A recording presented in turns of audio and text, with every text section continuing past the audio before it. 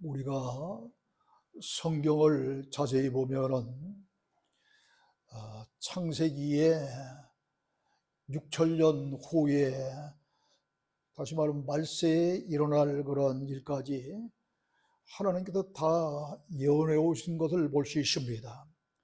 그리고 그 예언된 말씀대로 지금까지 한 치의 착오도 없이 착착 진행되어 왔습니다. 그러므로 이사야서 46장 10절에 보면 내가 시초부터 종말을 알리며 아직 이루지 아니한 일을 옛적부터 보이고 이루기를 나의 뜻이 설 것이니 내가 나의 모든 기뻐하는 것을 이루리라, 이렇게 말씀하신 것입니다. 특히 창세기 1장에서부터 3장까지 보면 하나님의 엄청난 그러한 비밀의 말씀이 숨겨져 있습니다.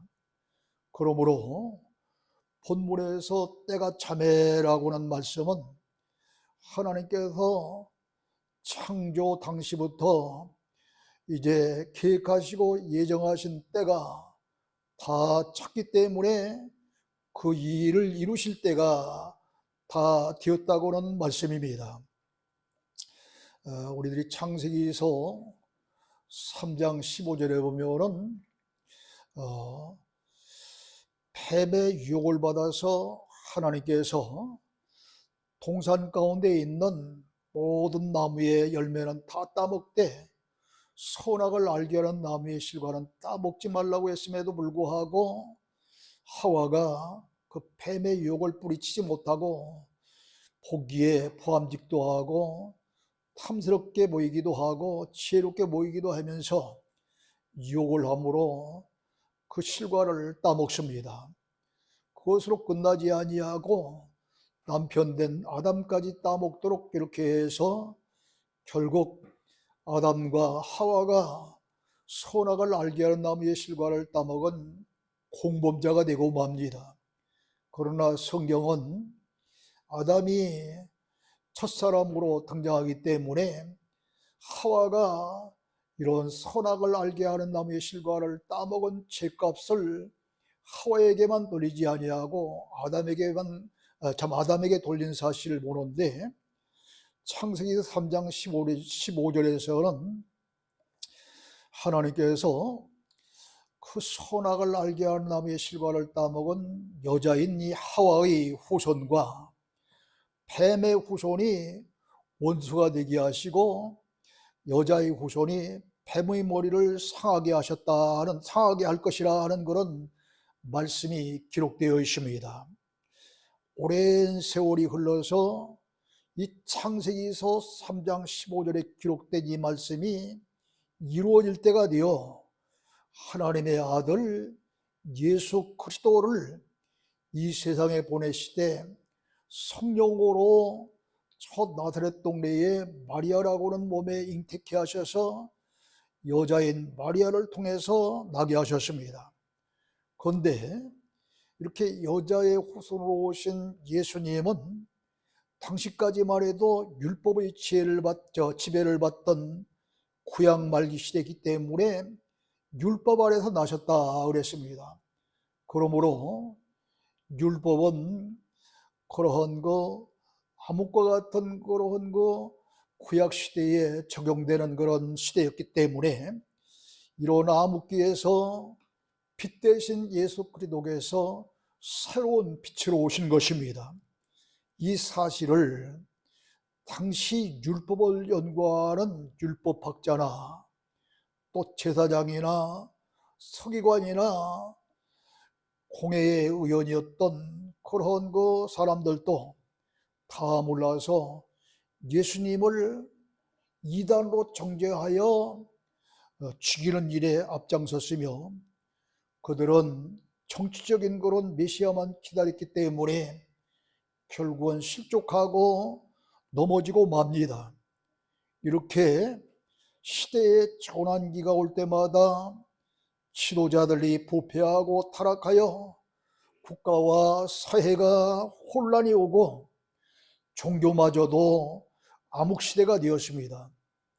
근데 무엇보다도 여러 가지 그 튀어져가는 그런 그 모습을 볼 때에는 정치적으로도 경제적으로도 사회적으로도 이렇게 때가 다 찼지만 가장 중요한 것은 종교적으로 때가 다 찼기 때문입니다. 당시 구약 말기 이제 이스라엘은 로마의 지배하에 있었는데 그 이스라엘 지배했던 로마 제국은 가지각색의 그런 신들이 일어나서 어렵고 힘들게 살아가는 백성들을 더욱더 혼란에 빠지게 했습니다.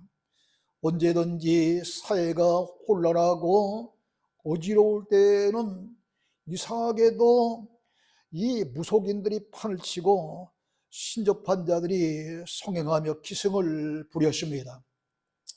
그런데 지금 이 시대도 당시의 로마 시대처럼 똑같은 현상들이 나타나는 것을 보면은 주님 오실 때가 임박한 것만 같습니다. 정치인들과 사업가가 무당을 찾는 것은 또 신접한 자를 찾는 것은 예사이고, 심지어는 기독교인까지 이들의 문제를 기웃거리고 있으니 한심하기 짝이 없는 그런 시대가 되어졌습니다. 며칠 전 어느 목사님이 국민일보를 보았더니 기독교인 40%가 무당을 찾고 신접한 자들을 찾는다, 그렇게 보도된 것을 보았다는 거예요. 이게 정말 국민일보에 보도된 사실이 진짜 사실이라고 한다면 이거 보통 일입니까? 아니, 하나님이라고 하는 유일신을 믿는, 천지전능하신 그런 하나님을 믿는 기독교인들이 목사를 비롯해서 교인들까지 40%가 무당을 찾고 신접한 자들을 찾는다고 한다면은 문제가 심각한 정도가 넘어서 아예 끝장나는 시대가 오는 것 같아요. 지금 로마 시대는 저리 가라 할 정도가 된 거예요 지금. 뿐만 아닙니다. 정치 경제가 위험수위에 도달했으며 노동을 하는 그런 노측과 또 그들을 고용해서 사업을 하는 이 사측, 이 노사는 서로 양보 없이 힘겨루기를 계속하고 있습니다. 해마다 이 지하철이 중단될 때가 얼마나 많아요. 서로 이런 지하철에서 근무하고 있는 직원들은 사측에 돈을 더 달라고 몸부림을 치고 있고, 사측에서는 수지 타산이 안 맞으니 그럴 수 없다고 나와도 지하철이 1년에도 몇 번씩 올 수도 없대잖아요. 뿐만 아니라 잘 돌아가고 있는 그런 기업들이 수십일씩 수주일씩 머물 때가 얼마나 많은지 모릅니다. 이렇게 이런 양보 없이 노사의 갈등이 심해져 가고, 뿐만 아니라 언제부터인가 좌경사당이 깊이 뿌리를 내리고 있습니다.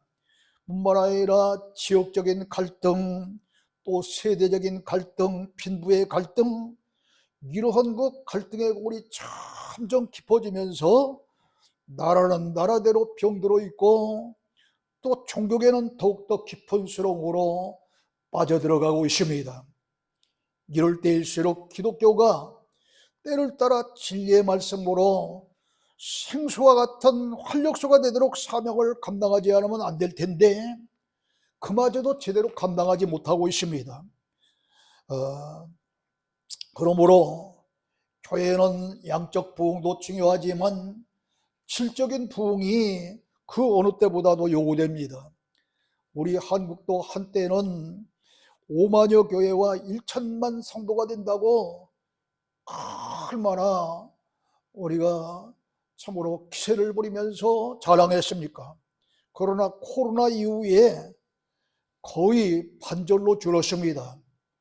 실제 교회에 그런 이제 나온다고 하는 성도들은 3분의 1이 줄었다고 하지만은 그 중에 또 반절쯤은, 또 반절 이상이 유튜브 또 인터넷 이런 걸 통해서 예배를 보면서 교회 나오지 않기 때문에 실질적으로는 반절로 지금 가라앉은 셈이에요. 지금 뿐만 아니라 많은 목회자가 개혁을 외치고 있지만 영적 무능으로 말미암아 이렇다 할 소망이 보이지 않습니다. 여러분, 그 종교개혁자 말틴 루터 아마 이야기를 더러 들어보셨을 거예요. 그는 15세기 때에 종교개혁자였는데, 당시 이 말틴 루터는 독일의 광부 아들로 태어나서 세상의 문학과 철학을 공부하면서 연구하는 중에 있었는데, 어느 날 갑자기 쏟아지는 폭우로 말미암아 거의 죽다시피 되어가고 있습니다. 사람이 이런 그 위기에 몰리면 안 믿는 사람도 하나님 찾잖아요. 이 말틴 루터도 그때까지도 전혀 믿음이 없는 그런 사람이었어요. 그러나 그런 그 위기 상황에서 죽을 지경에 이르자 하나님 찾고 간절히 기도했습니다. 그래서 하나님, 여기서 이 위기를 모면해 주시고 나를 날려주시면은 하나님의 일꾼이 되겠습니다 하며 서원했던 모양이에요. 그래서 그 기도 중에 서원한 일로 인해서 수도원에 들어가서 수사가 되어졌습니다. 그런데 이게 웬일이에요? 당시 이 천주교, 우리 기독교의 원뿔이죠. 이 천주교가 얼마나 타락했는지 하나님 앞에 간절히 회개의 기도를 하고 믿음으로 말미암아 제사함을 받는 것인데, 돈만 내면 죄를 사해 준다고는 면죄부를 팔기 시작합니다. 그것도 모자라서 교황이 심우하고 있는 로마 교황청에서 이제 재정난이 오니까 돈을 많이 내면은 천국에 가기에는 좀 부족한 죽은 영혼들이 머물러 있는 곳을 연옥이라고 그러는데, 그곳에 있는 사람들에게 면죄부를 팔 때 보통 때보다 더 많은 돈을 받고 팔기 시작합니다. 세상에 이런 법이 어디가 있어요? 그러니까 이 말틴 루터가 95개 항목에 달한 반박문을 써가지고 천주교 대성당 벽에 딱 붙여놓고서 종교개혁을 일으켰습니다. 오늘날 이 시대도 목회자도 성도들도 돈 때문에 죄를 짓고 개라는 말을 듣는 것이 아닙니까? 얼마나 타락했는지, 얼마나 정말로 모르는 그런 시대를 맞이했어요. 며칠 전 일입니다. 여러분이 이 정도만 해도 누구인지 대강 짐작하는 사람 짐작해요. 어느 단체에서 전국 목회자 초청 그런 거 성회를 열면서 예산을 3천만 원 정도를 세워놨어요. 그러면서 거기에 합류하는 그 강사진을 보니까 조명한 그런 거 TV에 등장하는 그런 큰 이름만 내면 모르는 사람 없을 정도의 그런 유명한 목사들이 나오고, 코믹 설교의 대가가 나오고, 또 거기에는 과거에 유행가를 불렀던 그런 사람이 목사님이 되어져서 지금도 어디를 가든 한 시간 쓰는데도 200만 원, 300만 원 달라고 그래요. 그런 사람들이 나오고 그래요. 근데 거기에 전화 오기를, 김 목사님이 1시간만 서주십시오. 저 출세하는 것만 같은 거예요. 그 소리를 들으니까. 왜요? 여기에 1시간 쓴다는 것은 보통 일이 아닙니다, 지금. 그래서 그럽시다 그랬더니 며칠이 지나서 거의 카톡이 다 왔는데, 여기에 쓰시는 강사님은 한 교회에 50만 원씩 3개 정도를 도와야 됩니다는 카톡이 왔어요. 그러면 제가 1시간 가서 설교하려면 얼마나 낸다는 얘기예요? 150만 원을 내야 된다는 겁니다. 그 유명한 목사님들하고 옆에서 같이 서서 1시간 설교하면 150만 원을 내야 된다는 거예요. 그런데 150만 원 그만두고 15만 원도 지금 저한테는 힘든데, 거기 150만 원 주고 거기 가겠어요? 못 가지. 아무 소리 않고 있었더니 방금 예배 직전에 전화가 왔어요. 목사님 시간 되십니까? 무슨 시간이요? 전화할 시간이요. 그래. 됩니다. 그랬더니 목사님은 꼭 서야 했습니다. 왜요? 그랬더니 말씀이 좋기 때문에 목사님은 꼭 서셔야 됩니다.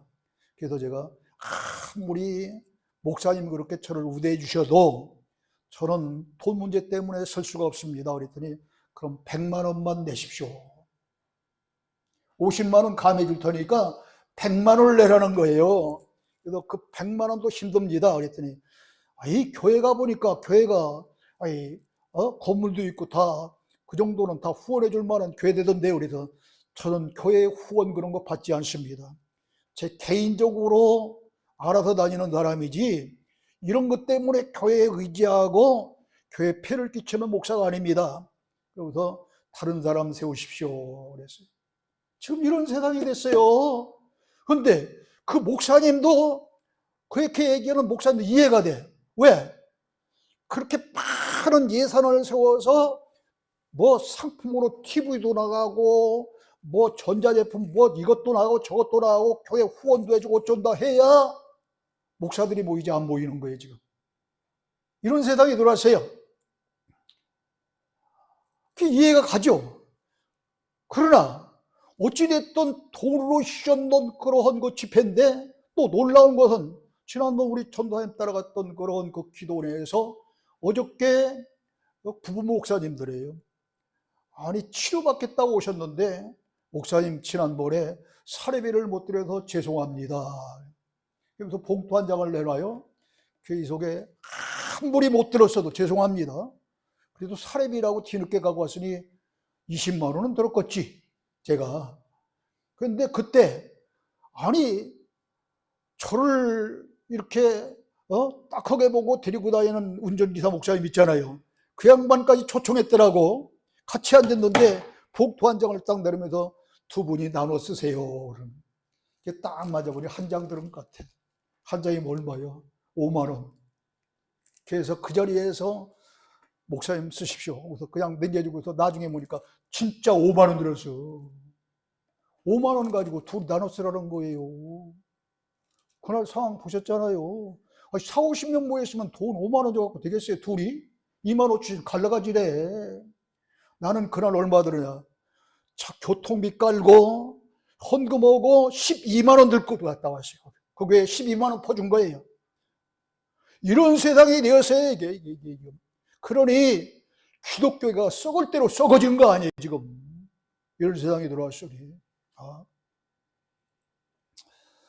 참으로 이제 정말로 우리 교인들이 또 목사님들이 이 돈 때문에 목을 메고 돈 때문에 죄짓고 돈 때문에 이렇게 교계가 흐려지니 이사야서 56장 10절로 11절에 말씀 없이 욕심만 가득한 그런 사람들을 해라고 하는 것 아닌것이요. 그래서 그런데 잠언서 25장 13절에 보면 이렇게 말합니다. 충성된 사자는 그를 보낸 이에게 마치 추수하는 날의 얼음냉수 같아서 능히 그 주인의 마음을 시원케 하느니라 그랬습니다.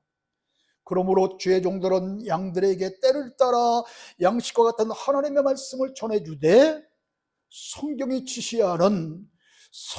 제시하고 있는 그러한 그 말씀을 증거해야 되고, 또 성도들은 이 말씀을 듣고 그 지를 따라서 이제 신앙생활을 해야 하나님의 마음이 시원케 된다는 거예요. 그러므로 우리는 때가 찼다는 이 말씀을 바로 잘 깨닫고 충성되고 신실한 그런 자들이 다 되어서 순교적인 정신을 가지고 사명을 잘 감당해야 될 줄로 믿습니다. 말씀이 어두운 시대가 왔기 때문입니다. 이사야 60장 1절에 보면 일어나 빛을 발하라. 이는 내 빛을 얻고 여호와의 영광이 내 위에 임하였으니라. 보라, 어둠이 땅을 덮을 것이며 캄캄한 밤이 만민을 기다리려니와 오직 여호와께서 내 위에 임하실 것이며 그 영광이 내 위에 나타나시리라 그랬습니다. 빛은 창세기 1장에서 말하고는 그리스도의 빛입니다. 어둠도 해가 진 후에 어둠이 아니라 최악의 어둠입니다. 정치나 경제를 보아도 어둡고 종교를 보아도 빛을 발하지 못하고 캄캄합니다. 사회를 바라보아도 윤리와 도덕이 땅에 떨어져 지하의 어둠이 어느 곳이나 다 뒤덮고 있는 시대가 되었습니다. 세상에 여러분, 한 2주 전인가요? 세상에 젊은 30대 놈이 전혀 기독교와는 상관이도 없느니 목사의 이름을 걸고 240명인가 성폭행한 놈 보도된 거 보셨죠? 그러니 세상이 이런 세상이 된 거예요. 이런 세상이. 그 사람은 정말 기독교고 상관도 없는 놈인 거예요. 이게 지금 마귀들이 기독교를 타락시키려고 별짓 다 하고 있는 거예요, 지금. 이사야서 9장 1절로 2절에 본 구약 말기에도 어두움이 온 땅을 뒤덮었을 때에 갈릴리에서부터 큰 빛이 나타났고 흑암에 행하던 백성이 이 빛을 보았다 그랬습니다. 그러니까 이미 이사야 선지자는 마지막 때 갈릴리 어부들이 나타나서 빛의 활동을 할 것을 예언하고 있는 거예요, 지금 구약시대에. 그러나 큰 빛을 모든 백성이 다 본 것은 아닙니다. 진리를 앞서 깨달은 이 선구자들, 이들에게만 큰 빛이었을 뿐 다른 사람들은 보지도 알지도 못했습니다. 택한 백성들만 이 빛을 본 것입니다. 요한복음 8장 12절에 보면 주님께서 이 세상에 오셔서 이렇게 말합니다. 나는 세상의 빛이니 나를 따르는 자는 어둠에 다니지 아니하고 생명의 빛을 얻으리라 그랬습니다. 하지만 제사장들이나 서기관들도 의원들도 그 빛을 알아보지 못하고 배척하며 그 빛을 가진 자와 정면 충돌하면서 마귀의 도구가 되고 말았습니다. 요한복음 3장 19절에 사람들이 자기 행위가 감옥으로 빛보다 어두움을 더 사랑한 것이니라 하신 이 말씀대로 종교 지도자들이 어둠의 세상과 타협했기 때문에 빛으로 오신 주님을 대적한 것입니다. 그런데도 놀랍게도 이 시대가 그 시대와 똑같은 그런 시대가 된 거예요. 많은 지도자가 현실에 안주하여 시대적으로 나타나는 말씀의 빛을 모르기 때문에 그 필요성도 가치도 깨닫지 못하고 있습니다.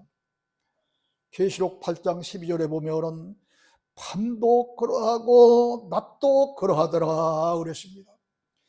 밤은 어둠이요 낮은 빛입니다. 그러므로 빛에 속한 믿는 자나 어둠에 속한 믿지 않는 자나 다 그렇고 그렇다는 거예요, 지금. 별 차이가 없다는 말씀이에요. 점점 진실한 신앙인을 찾아보기 힘든 세상입니다.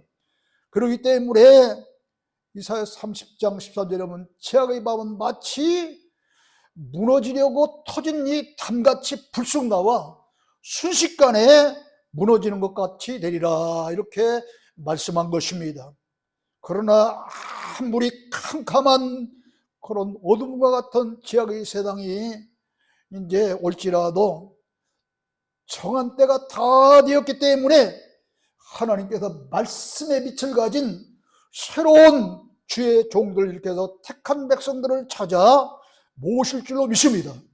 이때에는 마치 구약 말기에 전혀 생각지 아니했던 저 갈릴리의 어부들이 이제 쓰임 받았듯이 오늘날도 새로운 종들을 세워서 하나님께서 크게 쓰실 줄로 믿으시기를 주의로 축원합니다. 놀라운 것은 고린도전서 1장 27절을 보세요.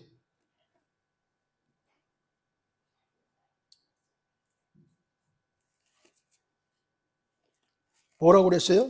1장 27절에 보니까 하나님께서 세상에 미련한 것들을 택하사 지혜 있는 자들을 부끄럽게 하려 하시고 세상에 약한 것들을 택하사 강한 것들을 부끄럽게 하려 하시며 그랬습니다. 이처럼 이 구약 말기 예수님이 오셨을 때에 그 엄청난 종교적인 세도를 부렸고 당대에 큰 그런 힘을 가졌던 제사장도 서기관도 공회의원도 다 버림을 당했지만 힘이 없는 비천한 갈릴리 어부들이 쓰임받았듯이 마지막 때에도 전혀 예측지 않았던 이제 죄의 종이라고 일컫는 목회자뿐만 아니라 여러분 가운데서도 쓰임받게 될 줄로 믿으시길 주의 축원합니다. 여러분이 쓰임받는 시대가 오는 거예요. 지금 그 사람 어떤 사람인지, 여러분 당시 제사장들은 어린 양 예수 그리스도께서 이 세상에 오셔서 우리의 죄와 허물을 대신하여 십자가에 몸부려 피 흘려 돌아갈 때 흘린 그 피를 믿으면은 구원받는 그런 은혜의 시대가 다 지나가고 이제 마지막 때가 올 때에는 바로 이런 일이 벌어지는데, 이런 거 시대마다 하나님이 작정하신 대로 응하는 말씀의 역사를 깨닫지 못하면은 엄청난 실수와 더불어서 버림을 당하게 되는 것입니다. 그러므로 시대에 따라 역사하는 하나님의 말씀을 알고 깨닫는 것이 가장 중요한 일입니다. 하나님의 은혜를 잊고 요한복음 16장 13절에 기록된 진리의 성령을 받지 아니하고 그런 이런 하나님의 뜻을 알 수 없으므로 항상 겸손 앞에 주님 앞에 엎드려 기도하는 사람이 되어야겠습니다. 그러므로 제사장이 아닌 어부들처럼 목회자가 아닌 여러분도 이 진리의 성령을 받아서 말씀을 깨닫고 또 믿음으로 말미암아 확실한 그런 거, 확고부동한 그런 거 신앙 위에 선다고 한다면 얼마든지 쓰임받는 일꾼들이 된다는 이야기입니다. 그런데 또 중요한 일은 지금도 다시 오실 주님을 기다리기는 기다리대도 이 성경대로 기다리지 않는 사람들이 얼마나 많은지 몰라요. 그게 무슨 얘기냐면 구약시대 말기에 사람들도 메시아를 기다리긴 기다렸어요. 그런데 그들은 성경에 기록된 메시아가 예수 그리스도라고 하는 사실을 몰랐습니다. 그렇기 때문에 예수 그리스도께서 유월절 양치는 십자가에 희생되심으로 그 피를 이제 믿음으로 구속받는 새로운 은혜의 시대가 온다는 사실도 모르고 있는 겁니다. 이렇게 이들은 메시아를 기다리면서도 성경에 있는 그런 메시아를 기다리지 못하고 정치적인 메시아를 기다렸기 때문에 돌이킬 수 없는 실수와 제약을 벌이면서 주님 앞에 버림당하고 말았던 것입니다. 이처럼 오늘날도 시대를 분별할 줄 몰라서 구약 말기 때처럼 살고 있어요. 이사야서 61장 1절로 2절, 계시록 6장 9절로 11절에 보면은 반드시 은혜의 시대로만 끝장나는 것이 아니라 하나님 앞에, 주님 앞에 목숨 바쳐 순교한 자들이 이 핏값을 언제 보상해 주시겠습니까 하면서 이렇게 이 원수 갚는 날을 말씀하고 있는데, 이 날이 바로 신원의 날이라고 합니다.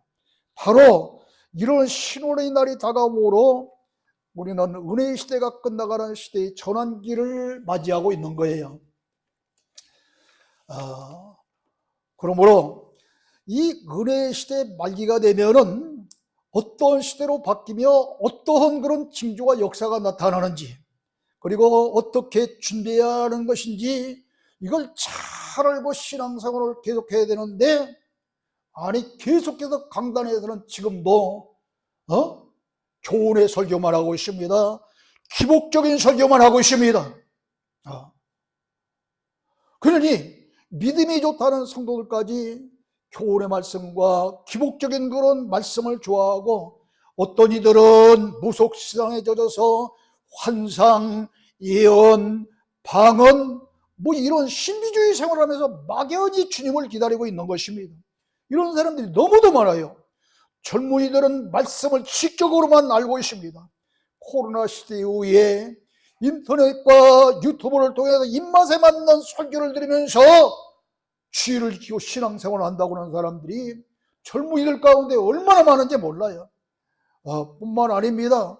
이제 성경 말씀에 눈을 떴다고 하는 이들도 영혼 구원에 대해서만 알고 있지, 마지막 시대에 나타난 여러 가지 징조와 몸의 변화와 몸과 영혼이 구원받는 그런 사실조차 모르는 사람이 너무도 많습니다.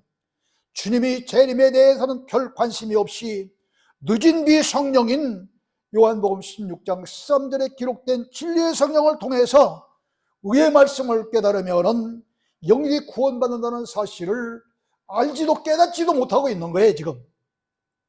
그뿐만 아니라 목회자마다 똑같은 성경 놓고도 각각 얘기하잖아요, 지금. 왜 그렇습니까? 성경대로 증거하는 것이 아니라 자기 생각대로 이렇게 말씀을 증거하다 보니까 똑같은 말씀 가지고 목사마다 다 각기 증거하는 거예요. 그러나 이사야 34장 16절에 보면 분명히 하나님의 말씀에 답이 있다고 성경에 기록되어 있어요. 이 답을 찾아서 목회자들이 하나님 말씀을 증거하고 설교한다고는 똑같은 설교가 나올 텐데 그렇게 않기 때문에 각각 다른 설교가 나온다는 겁니다. 그러므로 이제 계시록 22장 15절에 보면 거짓말을 좋아하며 지어낸 자는 다 성 밖에 있으리라 그랬어요. 거짓말이 우리들은 거짓말 않고 사는 사람이 어디가 있어요? 이런 거짓말을 성경에서 거짓말이라는 것이 아니라 성경을 제멋대로 풀어서 하나님의 말씀과 틀린 이런 얘기를 하는 것이 거짓말이라고 하고 있는 거예요. 이런 거짓말을 좋아하며 거짓말을 지어낸 자는 성 밖에 있으라. 성 밖에 내 지옥입니다. 그뿐만 아닙니다. 계시록 22장 18절로 19절에 가면은 그 성경 말씀에 의해 더하고 혹은 말씀에서 빼는 그런 사람들은 성경에 기록된 재앙들을 더할 것이고 또 생명나무와 거룩한 성의 참여함을 제하여 버리라 그랬습니다. 성경에서 빼도 더하지 아니고 바로 지어야 되는데 성경 말씀에 자꾸 엉뚱한 것 갖다 덧붙이잖아요. 지금 듣기는 좋죠. 거기에 성도들은 은혜 받았다고 아멘합니다. 여러분, 이런 설교 시간에 은혜뿐만 아니라 여러분 연속곡을 보다 봐도 울잖아요. 가수들이 슬픈 노래만 해도 울잖아. 이게 은혜입니까? 말씀 듣고 깨지고 말씀 듣고 깨닫는 것이 은혜지. 세상 이야기 듣고서 설교 시간에 그럴듯하고 어느 간증 듣고 그럴듯하게 그게 은혜가 아니에요. 진정한 은혜는 말씀 듣고 깨어지고 말씀 듣고 깨닫고 말씀대로 살아야 되겠다고 하는 그런 각오가 서 있는 것이 하나님의 은혜 받은 자인 줄 믿으시기를 주님을 축원합니다. 이런 사람에 대해서는 엉뚱하게 생각을. 그러므로 죄종들은 성경 안에서 정확한 답을 찾아서 성도들에게 전하고 성도들은 이러한 말씀이 지시하는 그런 말씀을 따라서 다시 오실 주님을 맞이해야 될 줄로 믿습니다. 사랑하는 성도 여러분, 이 시대를 보면은 점점 말세 현상이 나타나고 있습니다. 아모스 4장 6절로 8절에 보면은 심지어 이런 얘기까지 있어요. 어떤 지역에서는 비가 와서 풍년이 오고 어떤 지역에서는 가뭄이 와서 사람들이 고통을 당하며 아우성을 치르라 그랬는데 실제로 지금 그런 일이 벌어지고 있잖아요. 기후의 이변 현상으로 말미암아서 지금 생태계가 지금 변화하고 있잖아요. 이제 그렇게 우리들이 잘 먹고 있는 사과도 몇 년 후면은 이북이 나가서 생산될지 말지 한다고 그러는 세상이 온다고 그러잖아요. 이런 데는 지금 오고 있는 거예요. 어디서는 가물어서 죽겠다고 그러고 어디서는 막 금방 폭풍으로 죽겠다고 그러고 이런 일들이 계속 지금 벌어지고 있습니다. 뿐만 아닙니다. 쉴 새 없이 전쟁과 폭동과 테러와 공포와 질병과 괴질로 인해서 두려움 속에 살고 있습니다. 세상에 코로나19가 그런 엄청난 괴질이 어떻게 올 줄 알았어요? 그것뿐만 아니에요. 이 정치계, 여러분 트럼프가 지금 세계를 주물락주물락하고 있어. 지금 얼마나 지금 어지럽습니까? 우리 한국만 어지러운 게 아니에요. 지금 세계적으로 어지럽습니다. 어떤 사람은 트럼프가 적그리스도다는 사람까지 있습니다. 지금. 그런데 놀라운 것은 정말 그런 것인지 며칠 전에 일본 그러한 총리와 트럼프가 정상회담을 했잖아요. 그런데 보통 때 정상을 외도는데 금으로 만든 어떤 열쇠를 준다거나 뭐 자기 나라에 유명한 그런 거 가치 있는 그런 거 선물로 전하지, 이 왕관을 주는 데는 구경을 못했어요. 그런데 이상한 그런 관을 일본 그 총리가 트럼프에게 줬어요. 왜? 예수님 뭐요? 왕관을 쓰신 만왕의 왕이잖아요. 그거 흉내내는 것 같아요. 정말로 그거 보니까. 아, 진짜 그런가 싶어. 트럼프가 적그리스도인가 싶어. 이런 시대가 지금 계속되고 오고 있어요. 그러니 계시록 6장 8절에 보면 청황생말의 시대가 오면은 이런 일들이 오리라고 그랬거든요. 그렇기 때문에 그런 시대가 온 것 같기도 하고, 순교자의 억울함을 타로는 신혼의 때가 지금 임박한 것 같기도 합니다. 그러므로 주의 종들은 노아처럼 환난을 준비하면서 시대에 맞는 말씀을 외쳐야 하고, 성도들은 시대에 맞는 말씀, 의의 말씀을 잘 듣고 깨달으면서 마지막 시대를 준비하는 신앙으로 살면서 다른 이들에게도 이 말씀을 전할 수 있는 우리 모두가 다져서 나도 구원받고 사랑하는 가족도 구원받고 지금 잘못된 그러한 곳에 빠져있는 사람도 구원시킬 수 있는 일에 최선을 다할 수 있는 저와 여러분 되시기를 주의 이름으로 축원합니다. 하나님 아버지 은혜를 감사합니다. 오늘 이 시대